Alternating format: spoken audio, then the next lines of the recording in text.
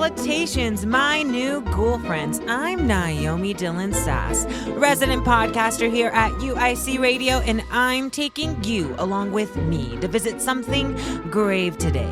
This is where hauntings feel like hellos. Welcome to season 3 of a podcast for everything in the horror genre, from movies to mythologies and mysteries. This is Summer in the Crypt. Along with us on this week's frightful journey, the head mistress of the Crypt is taking a solo trip to talk about all of the upcoming horror movies coming out this summer. Part 2, The Electric Boogaloo. I'm going to be watching the trailers in real time and discussing whether it's going to be worth the watch. I personally love going into a movie without seeing the trailers, so this will be a fun experiment. I'll be commentating and reviewing trailers from the movies The Devil's Mouth, Pinocchio Unstrung, Ice Cream Man, Teenage Sex and Death at Camp Miasma, The Last House, The End of Oak Street, Insidious Out of the Further, Clayface, and Resident Evil. There will be a trigger warning at the beginning of each of my episodes, just in case today's dark discussion isn't your preferred potion. Today, I can only imagine all bets are off because I have yet to see any of these sneak peeks into these summer horror treats.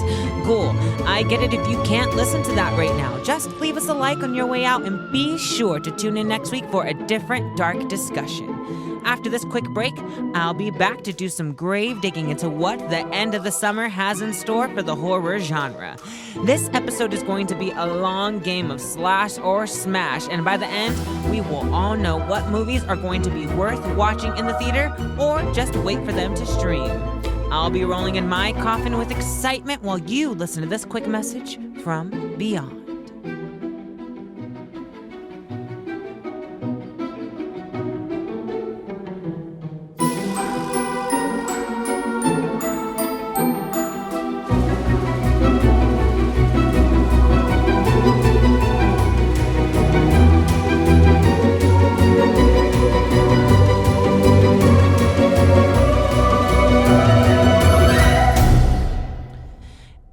Summer, this spell always works. This is She's Summoning.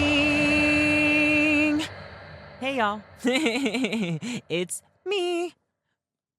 So, I guess something fun that kind of happened to me this morning. I say fun because what else is it going to be? But I was on my way to work. So before I was going to work, I go to the grocery store real quick to get like a cute little breakfast, little protein shake, whatnot.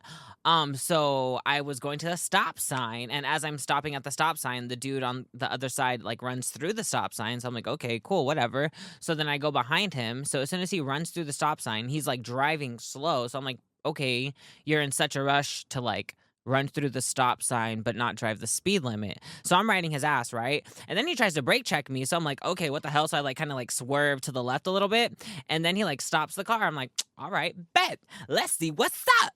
So he gets out the car. It's some old dude. He's probably like 45, maybe 50. But he gets out the car and he's like, hey, what's your problem? And I was like, what's my problem? You're the one that ran the stop sign. He's like, I didn't run no stop sign. I'm like, yeah, you did. I got a dash cam. I got everything on camera. And then he like looks at my car and he's like, show it to me. And I was like, I don't need to show you. Get the in your car. You're acting like people don't got work to go to. You're acting like it ain't 7 a.m. and people don't got work to go to. And then he starts going to his car and I was like, yeah, that's what I thought. And then he starts walking back.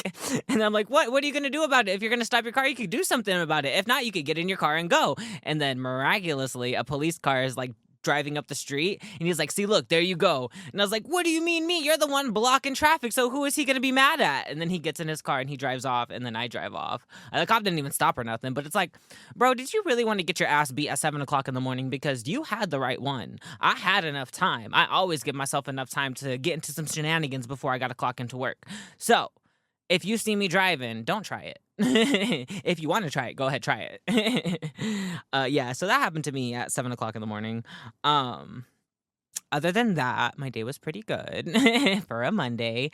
I'm recording on Monday. Usually record Fridays, as you guys probably know. But it was the 4th of July weekend, so it was confusing. I don't remember if, like, the place was open, like the building, if it was open or if it was gonna close early. I didn't want to risk it and like drive out here and then it not be open. So I was like, I have Monday night off, so I'll just come in Monday and then probably do something after this. Um, Last time I said that and I was like, "Oh, I'm gonna do something after this." It was Pride, miraculously. It was a few weeks ago, but I was like, "Yeah, I don't know what I'm gonna do today, but like I'm just gonna go skate around. If you see me, you see me." So I ended up in Boys Town, of course. And then it was Pride Fest, which like, duh, I didn't even like I know that that's going on, but I didn't realize like it was going on like that was the same day as the day I had off because I didn't have Pride off like the whole month last year. So I got there, I donated my little whatever to get in, and then as soon as I get in, like, not even, like, dead ass, like, not even 2 minutes while I'm in there, I run into one of my friends, Diana, shout out Diana. I run into like, I'm in line, I was gonna buy something to drink, and then, like, I see her walking by in, like, her pink dress, and I was like, "Oh my god, hey!" And she's like, "Oh, I'm here with Sloan and Kamaya, you should come hang out." And I was like, "Oh, bet!" Shout out Sloan and Kamaya. So, I ended up hanging out with them 3 all night, randomly, it was just super fun. I wanted to like go out and dance and stuff too, and that's what we ended up doing. Like that night, we went and danced. It was fun. It was like the group was fun. Everything was fun. But we went to Sidetrack, and Sidetrack is one of the bars clubs that doesn't have a cover fee to get in. So that night, the music they were playing was like it was music you could expect for a place with no cover charge, I guess. But we still made it a cute time. And before that, even at Pride, it was a really cute time. Me and Diana, we got to see her name is Caroline Kingsbury. Shout out. She reminds me of Gem in the Hologram. She made some Instagram posts where she basically what is the word? Not referred.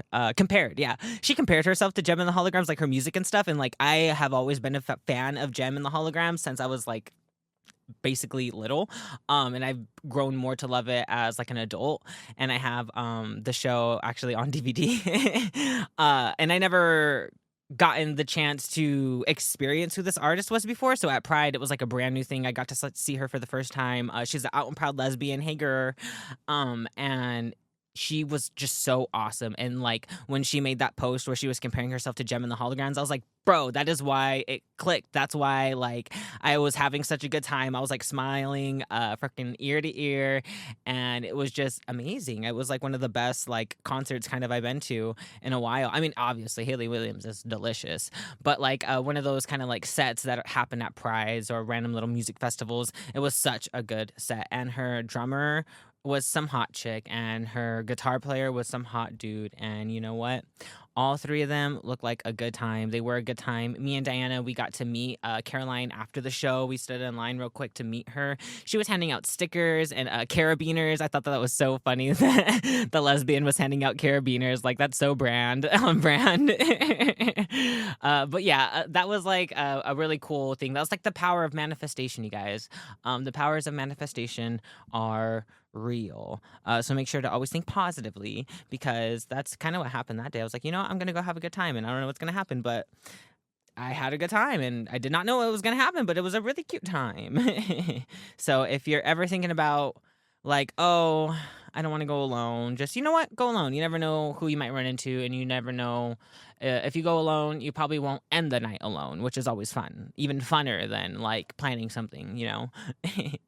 Anyways, we'll get into the next segment, y'all. This is Dark Discussions.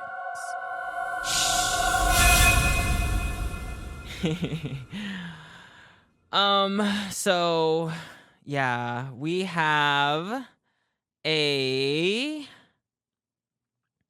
live I'm gonna live watch some trailers for you guys for us, honestly. So, first up, I have never seen any of these trailers. Just to preface this, I have saw the trailer for, not the trailer, but I saw like clips of the one for Ice Cream Man, because they were showing some like early trailers for that for some of the horror movies inside of the theater. And I also saw some early trailers of the Insidious one inside of the theaters too. But all the other 8 out of the 10, I believe I'm doing 10 of them, all the other 8, I have not seen the trailer. So, like I did for the last time, we did this fun little experiment. I will be commentating as I watch the trailers live, and I will try my best to describe what is going on in the trailer. And then at the end of the trailer, we will read it to filth if they deserve it so, or we will give it a good old smash. So remember, this is the longest game of slash or smash. And the rules are very simple. We're going to be watching a summer horror trailer, and we're going to say whether we would slash or smash. And of course, give a reason why. And the first movie we got up on the dossier today, I think it's kind of like, I don't know, I didn't plan it, but the first one is a shark movie. It is The Devil's Mouth. And the last one was a shark movie the first time around too. So I love sharks. I hate sharks. I hate sharks. I love sharks. We are all one and the same.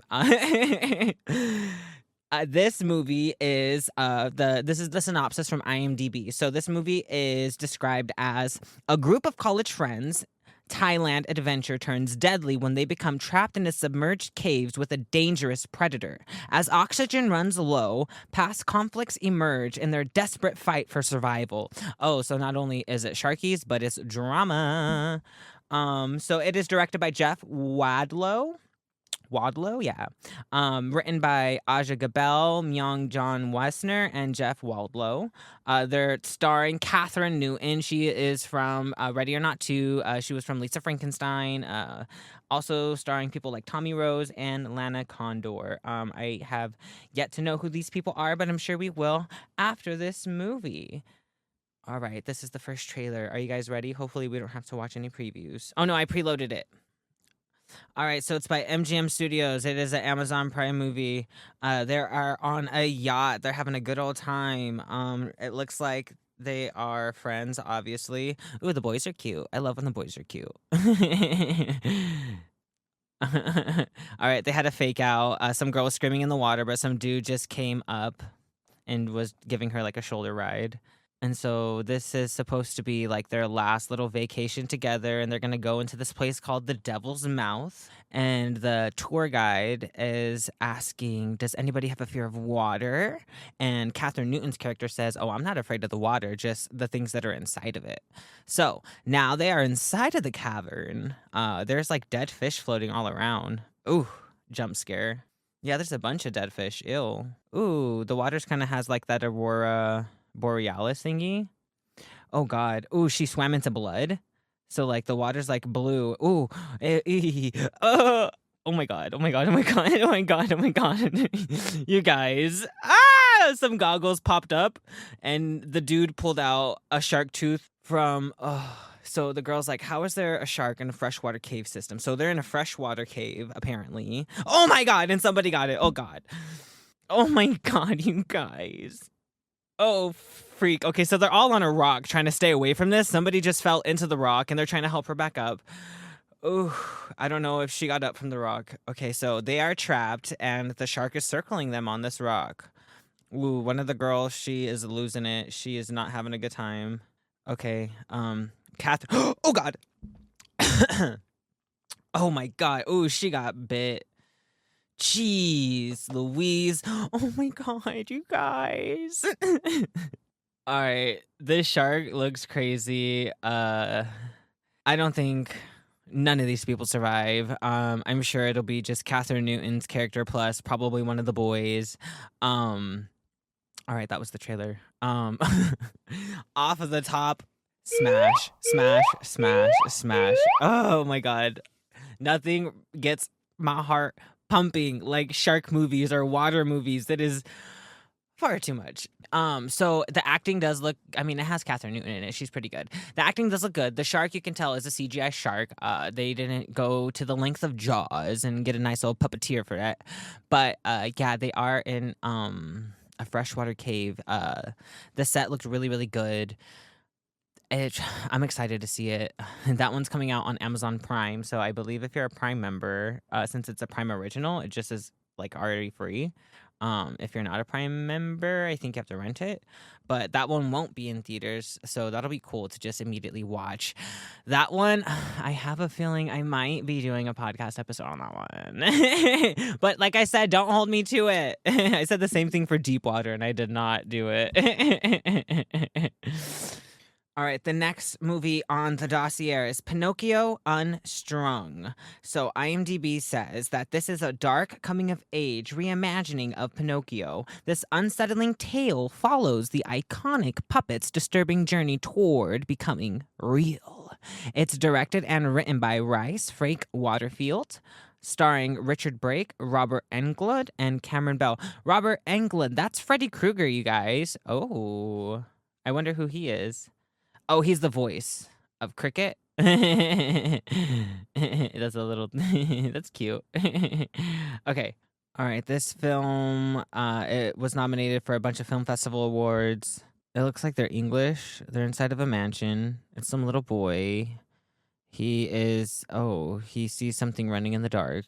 There is the older dude. I'm guessing he's Geppetto. He said, "Come down. I want you to meet this person." And now we are seeing this puppet crawling. This is Pinocchio. Pinocchio kind of looks like Groot. They made him pretty animated. Oh, he talks. He said, "I want to be just like you." Ew, he's putting his finger inside of the little boy's mouth while he's sleeping. Okay, he's getting kind of creepier. Oh, Cricket looks like some evil, like Jeepers Creepers looking tiny moth. Oh, so Cricket is like the evil voice inside of Pinocchio's head telling him to do all this stuff in order to be real. So this is a shower scene. Oh my god, ow. So like he was laying down where the mat is and his nose stabbed into a girl's foot. Okay. So these people are coming across videos saying that some souls remain after death and some of them can be dangerous. Ooh, okay, so Pinocchio. Oh God, Pinocchio. He like F someone up on a treadmill. New fear. Yeah, Pinocchio's kind of killing everybody. He's going off. All right. Oh, somebody's in the dentist chair, and he has the dentist in the dentist chair and killed them. Great. You know what? I'm going to smash this movie. I'm pretty sure this is gonna be one of the ones where the story is trash, but it's giving like Screamboat, where that one was a David Howard Thornton, right? Yeah, David Howard Thornton, the one who played Terrifier. That was one of his movies where he played Screamboat Willie, but like slasher version. The kills in that movie were really good. The story was trash.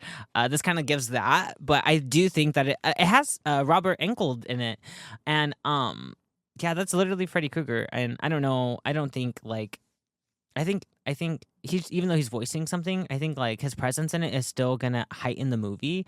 IMDb has it listed as B-list, but I bet you it'll be really good for a B-list movie. And again, for that, I'm gonna give it a smash.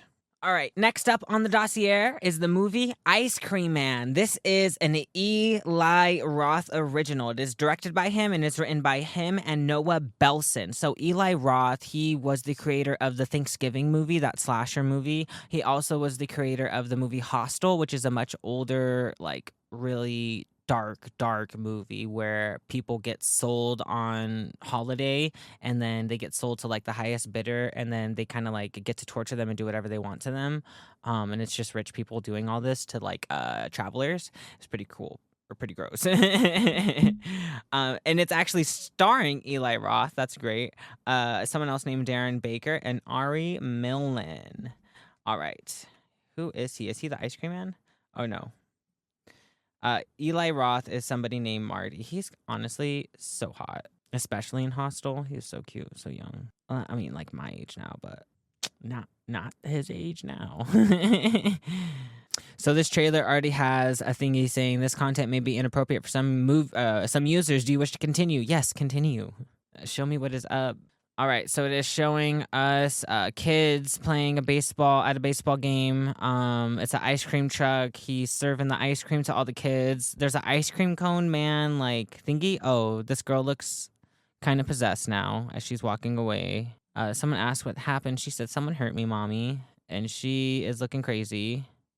Oh, she so the little girl is, oh god, the little girl cut the head off her mom. The other guy beat him in the head with a baseball bat, the other boy. So this family's asking, do you guys feel like there's anything weird happening? And like all of these kids are starting to get like zombie-ish with like from the ice cream. I think the ice cream is turning them crazy. And yeah, the kids, this is very Children of the Corn. The kids are starting, oh God, the kids are going crazy. Oh, they literally cut someone in half. They bashed a microscope inside of a teacher's face. Oh my God, they scalped somebody else. Yes, Eli Roth. Holy moly. So now there's a couple of kids. Yeah, the kids are trying to turn the other kids with the ice cream, and if not, they're gonna kill them. So it looks like the ice cream man is making an army of dead people, and some pastor said you can't just kill them, you have to cut their head off. Oh my God, these kids are going. They're playing tetherball with someone's head. I think Eli Roth just outdone Children of the Corn. Warning: this film contains unrated content. Oh, I hope this is a NCAA or NC-17 or something. That's like where literally no one under the age of 17 is allowed. Period, point blank. Like with a parent, without a parent, whatever. It is just that graphic. So, with that being said, this movie is also going to get. It looks so crazy. This movie is probably one of those movies where it's just they're just gonna kill people to kill people and flex on their special effects. But that's what I appreciate about Eli Roth's work, is that he's very much special effects oriented, makeup and like practical effects. He doesn't do a lot of CGI stuff, and it's much more grosser that way. All right, next up on the dossier is Teenage Sex and Death at Camp Miasma. This is written and directed by Jane Schoenbrunn, which is a trans femme director. She's the one that wrote and directed I Saw the TV Glow. I gave her a little spotlight on the Homo Horror History Lesson episode. If you want to know more about her, go ahead and click on that episode and you can definitely hear more about her stuff. But this is her newest movie that is coming out, and IMDb says that it is about a director making a slasher sequel, becoming obsessed with casting the original film's final girl, leading both women into psychological and sexual chaos. Okay, so lesbianism and slasherism. So it's starring Gillian Anderson, Hannah Einbinder, and Patrick Fischler. It already looks so cute, like the cast. They all look adorable. It looks queer AF. All right, it starts off with the two girls talking. Some girl, she's saying, some nights out here, it feels like you get the feeling that some psycho killer is ready to chop you up into little pieces. And that, ooh, she likes that feeling. Went to a plan B. So this looks like a movie within a movie, obviously.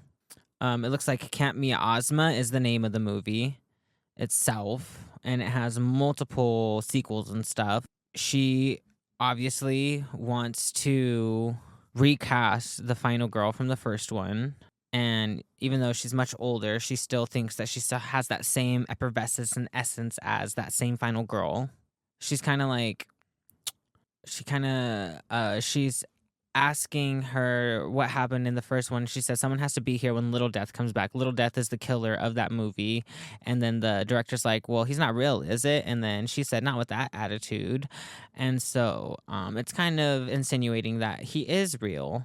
And now we're getting like sequences of this person, that killer, killing people at the camp. But it's still kind of like confusing, in the trailer at least, whether this is kills in the movie or like kills IRL, but I'm sure watching the movie you'll be able to see which ones are which. But the directing style obviously is super killer already. It looks super interesting. The killer looks crazy. The lesbian love story gives me Sarah Paulson and her partner, because Sarah Paulson has an older partner and this director is younger, and she's kind of like falling for the main character. Oh, and they're just walking away, holding hands, all bloody at the end. Oh, and it's coming out the same day as Ice Cream Man. They're both coming out August 7th. That one I'm gonna give a smash. All right. This one's already doing better than the last episode. The last episode, I think I was like 3 in and 2 of them already got a slash. So far, yes, I am gonna be watching all 3 of these movies. I'm super excited to see this one, especially because it's by a trans icon. All right. The next one on the dossier is also out on August 7th, but it's out on Netflix. So it's going to be like, do you want to go pay for a movie or do you want to see a movie for free? Not free, hundreds of dollars that they charge everybody anyways. So this one, IMDb says it's about a family of 4 is suddenly sealed inside their house with no way out and must work together to survive against both their dwindling resources and the mysterious looming threat that is keeping them trapped. It is directed by Luis Leterrier and written by Matthew Robinson, starring Greta Lee, Wagner Moura, and Sid Edwards. So this looks like the main family protagonist is an Asian family, which is super great. I think the last time a scary movie did that, it had Lucy Liu. What was the name of it? But it was like some haunting where like some ghost was haunting them the whole time, and it ended up being her son that died later, was like trying to like stop himself from dying. It was kind of crazy. It was really good. So we're going to watch the trailer for this one. All right, so everyone's in the house. They're trying to get out, and the little girl's saying it wouldn't open. It doesn't look locked on the outside, so now it's saying day 1. This is them locked in the house day 1. They're realizing, saying, I think we're trapped in here. Yeah. They're trying to break the windows. The windows aren't breaking. And day 3, they don't know what's going on. It looks like other people are trapped in their house too. So it's not just them. The whole world is trapped inside of the house. It sucks for people who don't have houses, I guess. It looks like they're having a good time so far. They're excited because they have each other. Now it's day 15. The little girl said that they saw someone outside, and the dude's like, what if it's the people keeping us trapped? Now it's day 38. They're saying, what do we do? They're having no food in their fridge. Now it's day 74. They're trying to plant stuff like in their home. They look starving. The dad is saying it's going to end one day. Now it's on day 1,183. That has been 369, already 3 years. All of the outside is overgrown. Nature has retooken the city. They have like a whole farm on the inside of their house because that's the only way they're going to be able to grow and get food. There's a giant storm now outside of their house circling them, and the door's unlocked. And once the door's unlocked, they see a bunch of people outside trying to get in.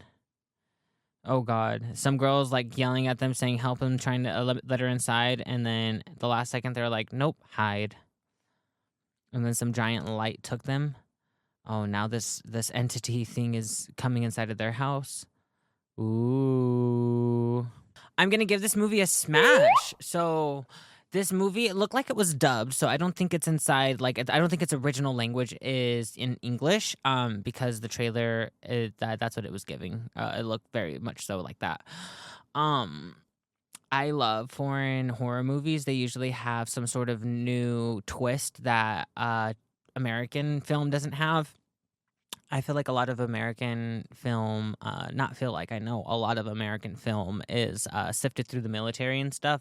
Not necessarily propaganda, but they're not going to allow sly shit to be said, especially like Marvel. Marvel is heavily influenced by the military, the U.S. military, because they use a lot of their machinery, equipment, and all that stuff. But I'm going to give this movie a smash. It does look like a slow burner, but I am enjoying the concept. All right, this next movie is called The End of Oak Street. It is written and directed by David Robert Mitchell. IMDb says that it is about the Platt family banding together to navigate their new surroundings after a cosmic event transport their suburban neighborhood to some place unknown. So it is starring Anne Hathaway. Ooh.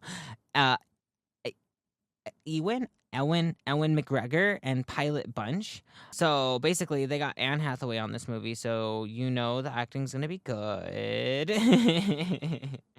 Let's watch it. This is a Warner Brothers movie. So it starts off, there's a dog outside. It's a big white light. the family saying, one of the kids like, "Did you see that big white light last night?" And then the parent is saying, "What white light?" And then the dog's like, "Ooh, the dog saw it." And the dad's messing around saying, "Ooh, it was a UFO. It was aliens." And now it is the night again, and it's another white light, but this time way bigger than the first one. Yeah, by Bad Robot Company 2. Now it's the next day, and the water's not working. And they're walking around the neighborhood, and it said it looks like the whole neighborhood lost power. They see some. Oh, from producer J.J. Abrams. Okay. They drove to the end of the neighborhood, and now they see that they can't leave. And Anne Hathaway is seeing some giant, like, alien thing outside in the distance. They've come to the conclusion that their neighborhood has been moved, and now they're trying to get, like, the attention of. Oh my God. They're trying to get. Ooh, that looks like a dinosaur. They're trying to get the attention of their neighbor, and the neighbor was like, "What's going on?" And then the dinosaur straight ate the neighbor. They got inside of the house last second, and now they're trying to board up the house and stuff. Yeah, that's a pterodactyl. Those are pterodactyls. Oh no. They have a dog inside, and a cat too. Now I have to worry about a dog and a cat during this whole movie. They are on the roof. It is saying summer ends on Oak Street. He said, "God's not going to let us die here." Oh, yeah, these are dinosaurs. That was a T-Rex. Where are they? Anne Hathaway has a rifle shooting a T-Rex running in the street. And just for that, I'm going to give this movie a smash. I think I saw the poster for this working at the theater. Yeah, I'm super excited for this. I already love when people die in the trailers. That shows me that people are going to die in the movie. If they just show a couple of deaths in the trailer, they usually wait to show the, like, more crazier ones, like, on screen. They usually don't, like, give out the crazy ones, and the couple ones that they showed in the trailer were already, like, jump scares. I'm gonna smash this movie. Oh my God, what is this, the fourth one or fifth one? We are six. There were 6 for 6 right now, you guys. 6 smashes. This is crazy. Next up on the dossier is the newest addition to the Insidious franchise. It is Insidious Out of the Further. So it is directed by Jacob Chase, written by David Leslie Johnson McGoldrick, that is a long name, Leigh Whannell, and Jacob Chase. It is starring Lynn Shay, Sam Spruill, and Brandon Perea. IMDb says it is about Gemma, a young mother raising her daughter in the house she grew up in, discovers she can travel into the further where she possesses an ability to bring what lives there back to the real world. Dun, dun, dun. So I will say right now, the main thing that I don't like about Insidious movies, and it's nothing to do with the plot, acting, or whatever, is the soundscape, especially that first one. I feel like the jump scares were only so scary because they amped up the volume to 1,000 every time one of the scary demons came on screen. That felt good, you guys. Everybody, you know what? While I'm waiting for this ad to finish playing, let's take a deep breath. Inhale on 1. Exhale on 2.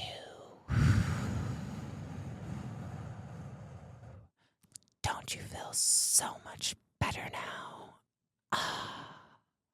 All right, you guys, so the trailer is some old man laying back in a dentist chair. Why do they always make dentists so creepy? This old man already does not look, he looks so creepy. Oh, his mouth is gross. I hate teeth stuff. Oh my God. The girl is, oh, fuck this. Oh, I had to pause it. Okay, 18 seconds in the trailer, they got me. I don't like people's mouths, and so the dentist is inside of the mouth, and the mouth was wide open, right? But why did a second pair of teeth come down and bite her finger while the other pair was open, like in the mouth? Oh, that was gross, and that scared me.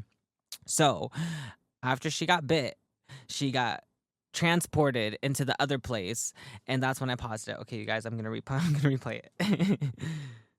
All right, she's down inside of the spirit place. Ew. Now there's a spirit dentist like putting his fingers in her mouth and he's trying to like drill her teeth. Okay, this is by Bloomhouse. All right. Now she's picking up her daughter from school. They're saying it's just the two of them. Other neighbors are saying hi to them. They're really, really happy together, the mom and daughter. And the mom's saying, like, she's been having these dreams. She's looking under the bed. She heard some kid run. Oh, God. There's some spooky feet under the bed. She went to a tattoo parlor because she's asking for help about how to get her dreams to stop because she's scaring her daughter. And so this pretty tattoo lady's getting strapped up and booted into the chair, and it looks like she's about to go into the other place. And she wakes up as y'all know, the old lady who's the Insidious lady, the one that was the medium. Yeah, she turns into her as her. She's like her speaking through her. So now there's that red door again. So yeah, the old lady's telling her about the rundown, how people can go between this world and the next world where all the demons and spirits live. But she can do something that she didn't know was possible. She can bring demons back into the real world. So now we see her waking up from the bed and now there's this demon gross crawling on the floor coming after her. Ooh, there's a bunch of demons just roaming loose in the real world now. Uh-oh. Oh my God. There's just like a whole army outside of their window. Oh, somebody went after that tattoo parlor baddie girl. So she's going inside of this like couch fort. Oh, the couch fort looks like it goes on forever. There's going to be a jump scare. I'm preparing myself. Oh, yeah. Yep. Some little head came right out. It's chasing her down oh God. Chasing her down this now long couch fort. She sees the exit for the couch fort and the demon pops out right at the exit. Tiptoe through the tulips with me.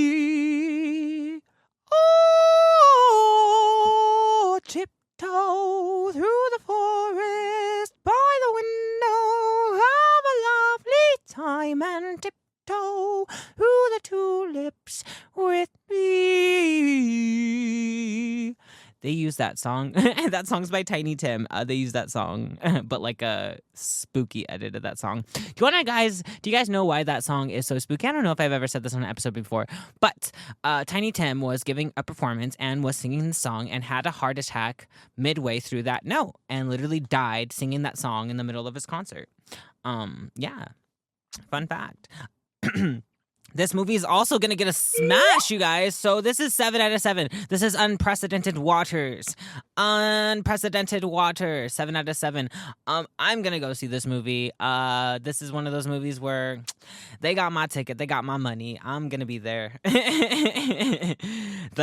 I'm glad they found a way to kind of like not, I guess, expand the world of it and bring it outside of the same story of like, because that's how most of these movies are. Like a family gets possessed and then you have to like figure out what is possessing them and then kill that problem. And then now the family's free. But now this problem is that this lady is bringing all these demons to the real world to skip that possession part and kind of just go and wreak havoc, which is unprecedented waters, I think. The only person who I've known to be able to travel between like the dimensions, the death world and those worlds and stuff is like Hellraiser, what is his name? Pinhead and Freddy Krueger. Those are the only two people I know that can like easily travel between worlds. So this is very fun. I'm seated. I'm down. All right, I thought there was 10, but there's 9. That's a weird number for me. I don't like it, but that's fine. 9 is divisible by 3, I guess. 3, 3, 3. 3 plus 3 plus 3 is 9. All right. Next up is the movie Clayface. I remember Destiny, one of my old friends back in California, asked a question, how did I feel about this movie? And I never saw the trailer yet, that they were remaking this movie. So now let's get into it. We can really give a real answer about this. So IMDb says that this movie is about rising Hollywood star Matt Hagen descends into a horrifying, revenge-filled monster when scientific ambition strips him of his identity and humanity. It is directed by James Watkins and written by Hossein Amini and Mike Flanagan. Mike Flanagan sounds familiar. Starring Naomi Aki, Tom Rice Harries, and Eddie Marson. These people, I am not aware of anything they have done just yet, but hopefully this movie is good for them. I honestly love that all of these horror movies that have been coming out this year have been casting usually horror movies don't cast big names. That one Oak Street one has Anne Hathaway.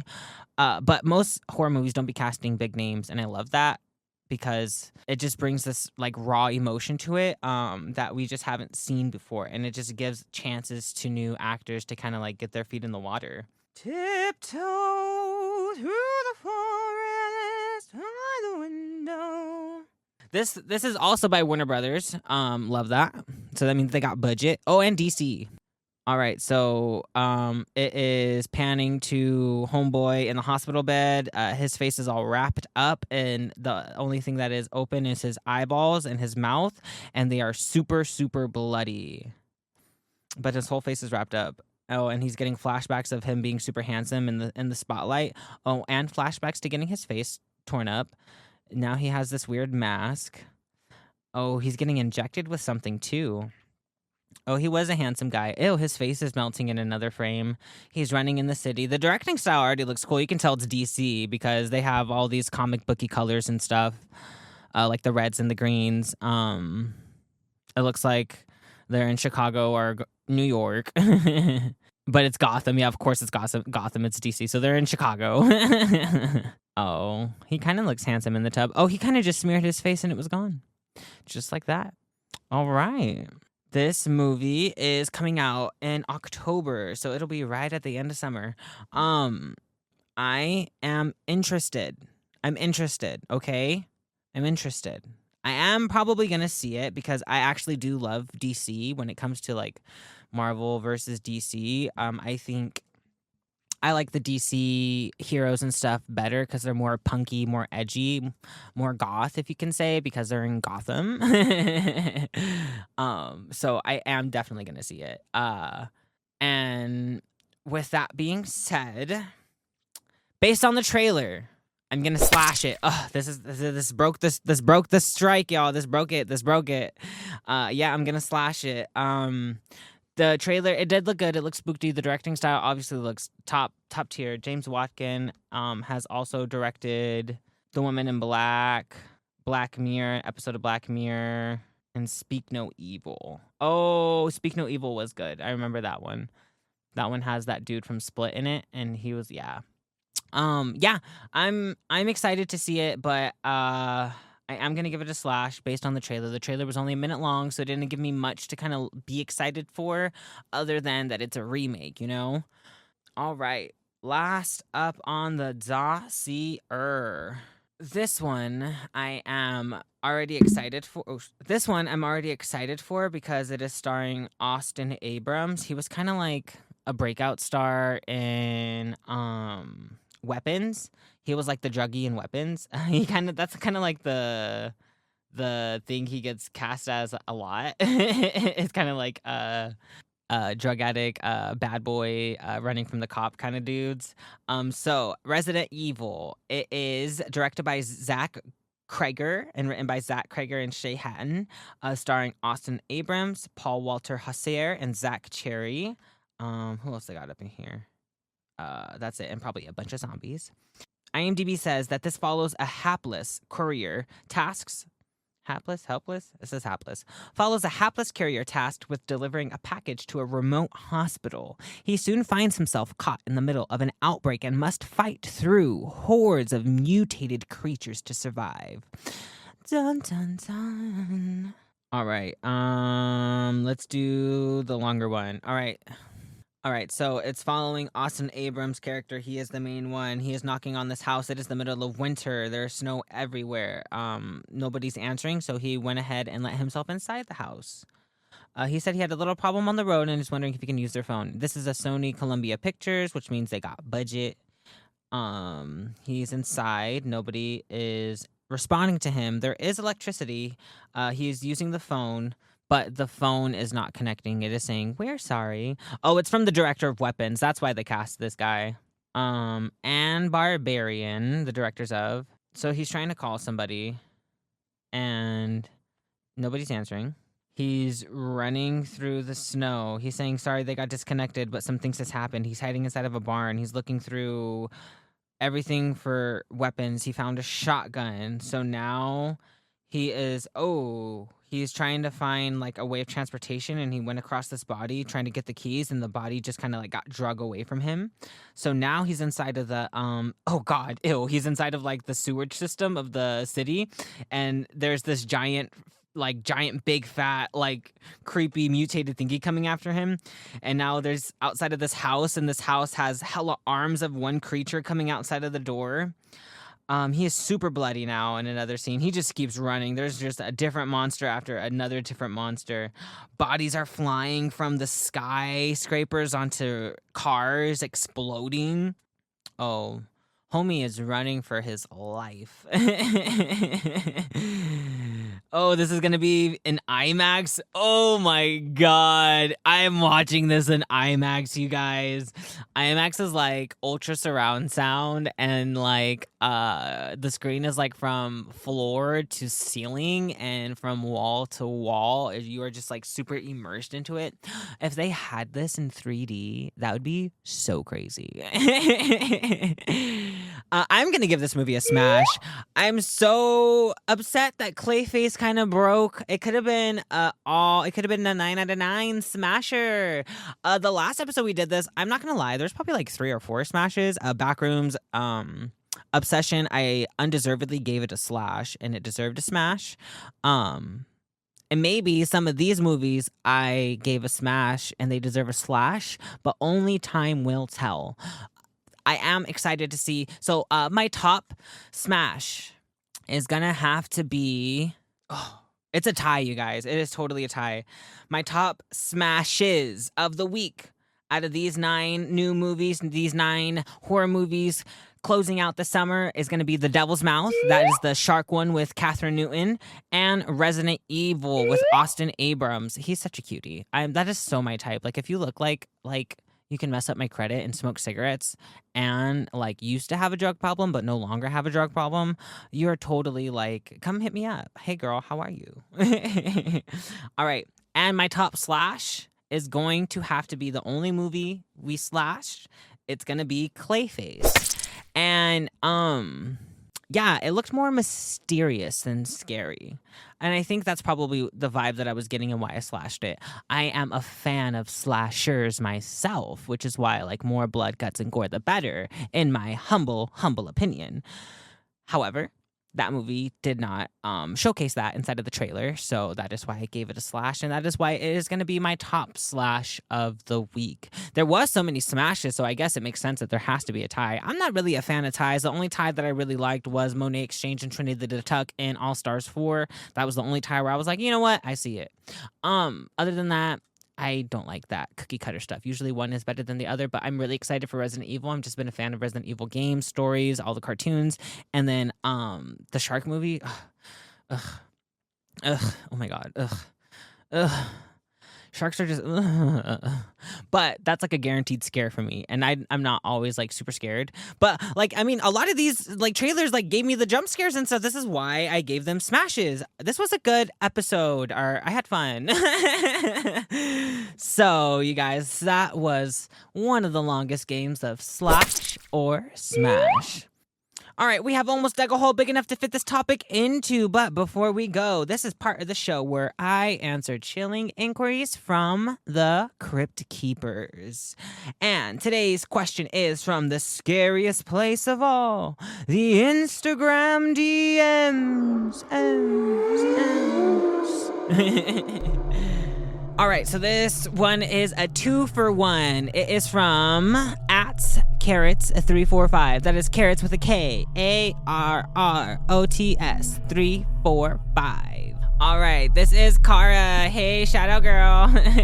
So the first question she asked is 3+ costumes enough for Halloween this year? Just the day. I want to say 3. It depends. If you're going to school, yes, because then you're just gonna sit inside of some classes and stuff for the day. But if you're not going to school, no. Every time you go to a new location, change your costume, of course. If I had 3 costumes this year that I'm trying to think of, I think just to make it theme, I am totally down to do a Gem in the Holograms look this year. I think that's gonna be super fun, and then I could tag Caroline and be like, look, I did a Caroline Kingsbury look. You know what? I'm gonna dress up like her for Halloween. Why not? That's gonna be so fun. You know what? I'm super down. One of my costumes is gonna be Caroline Kingsbury. My second costume, we have to do something spooky ooky. I'm gonna do drag for sure this Halloween. That'll be another costume that I do. I want to try to do Sparky's Drag Race, but we'll see. I want like a costume. I'm good at reveals, but like I need a cunt costume. And then my third one, I always bring like back to the basics. If I don't know what to dress up for, I always do something from Scooby-Doo. Last year I did like a Scooby-Doo himself, but in a cute little skirt.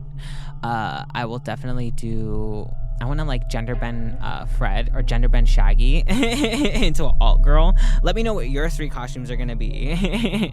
And in the comments below, what are you planning on dressing up for Halloween? Let me tell you what you guys should not dress up for Halloween, because everybody's gonna dress up as it, and it's gonna be Nikki Freeman from Obsession. They're gonna wear that little zebra print top with the bloody face and all that. I'm already calling it now. That's probably gonna be the #1 costume this Halloween for girls. The second question is, how soon is too soon to start planning my Halloween costume? You should have been planning it since last Halloween. That's usually what I do. Anytime I dress up for Halloween, I'm like, fuck, I should have been this instead, or I should have been this. I really want to do Elvira. That might be the look that I do in drag, because Elvira is just a drag queen. But that is like, if you're going to do Elvira, you have to do it right. You have to get a good wig, a good synthetic wig, and bump that biatch to high heavens. And you got to practice that little eyeliner, white eyeliner cut crease that she does at the bottom of her eyes. And then know some of her catchphrases, like, I'm not only a good pair of legs, but I'm also a great set of tits. Or, how's your head? Haven't had any complaints. So yeah, I think if you have not started planning your Halloween costume yet, you might be a little too late, especially if you're somebody who likes to do 2 or 3 of them, or 5 or 7. I think that there's some girls who like the makeup girlies, they love doing like a 30 days of Halloween or 31 days of Halloween. I always love the number 13, like 13 days of this or 13 days of that. I should get into makeup again, because my show will be over right at the beginning of Halloween, or right at the beginning of October, so then I have all of October to basically dick around, which is like perfect, my dream. I love it. I'm so excited. So I think I might do that. Well, thank you so much for writing in. I really, really love answering questions from everybody. The more people that write in, the more the better. I enjoy shouting you guys out on the Instagram. I can't wait to see everybody back when the semester begins again. It feels like the summer has been so short but so fast, but it's also only the beginning of July. Like, there's still a whole nother 5 weeks left, I think, until we come back to school. And I'm just super excited to see everybody and see how everybody's grown. I've gotten a lovely tan. I wonder who else got in a great tan. Alrighty, everybody, that was the Crypt questions. So I'd like to thank you guys for hanging out with me today. And do I have anything to plug? I guess nothing to plug, but one last time, thank you so much. And we did it. We made our goal. The Trevor Project, unfortunately, didn't make their Pride goal. I think their goal was 100K to be donated to them, and they got to like 13 or 14K. But we were able to make She's in the Crypt's goal. The initial goal was 200. If anybody, I was going to match the donation up to $100. So if I got $100 worth of donation, I was going to make it go to 200. But I ended up getting $315 worth of donations. 100 of it was from me, so that means 215 was from you guys. And I super appreciate that. I know the people of the Trevor Project appreciate that. And I know that the people who are reaping the benefits from their community and their systems and their funds appreciate it more than you could even think of. So thank you again for doing that. Don't just think that volunteering and donating is only limited to like the months where it belongs to your group the most, like for me, it would be queer people. Always make sure to go past that. Extend your love. It is always good to give back every day of the year. So with that being said, thank you guys so much. I really, really, really appreciate it. And I'm super excited to do the next one. I don't know what the next one's going to be. Probably something for Breast Cancer Month in October. Yes, love pink. All right. For all you guys, go follow my Instagram at She's in the Crypt so you can see upcoming posts about my guests that I don't have this season. It is so hard to find a guest in the summer. Everybody's out visiting their family or on vacation, but it's totally fine. I love hanging out with you guys and my multiple personalities. Make sure to follow me, yes, and you can figure out all of the fun little new posts and stuff that I'm doing. So I'd like to thank UIC Radio for publishing this podcast, but most importantly, I'd like to thank you guys, the Crypt Keepers. Thank you for digging this grave with me today. But unfortunately, the graveyard is closed. So until next time, we'll leave this episode in the crypt. Farewell and bad dreams. Make sure to follow the podcast on Instagram at She's in the Crypt for updates about upcoming shows and guests. Follow UIC Radio at UIC Radio on Insta and subscribe to the UIC Radio YouTube channel so you won't miss a single episode every Friday. And you can also check out the other shows on the network. Make sure to leave the podcast a 5-star review on Apple Podcasts and Spotify. It really helps the algorithm push the show. This podcast was created, written, and edited by Niomi Dylan Sass. Hey! And published by UIC Radio. Music by Arthur Benson, The Friendly Ghost, and sound effects from epidemicsounds.com. If you can't get enough of She's in the Crypt, you can check out my weekly blog, Crypt Collections, every Saturday morning on the website uicradio.net. And find me in the blog section. Bye.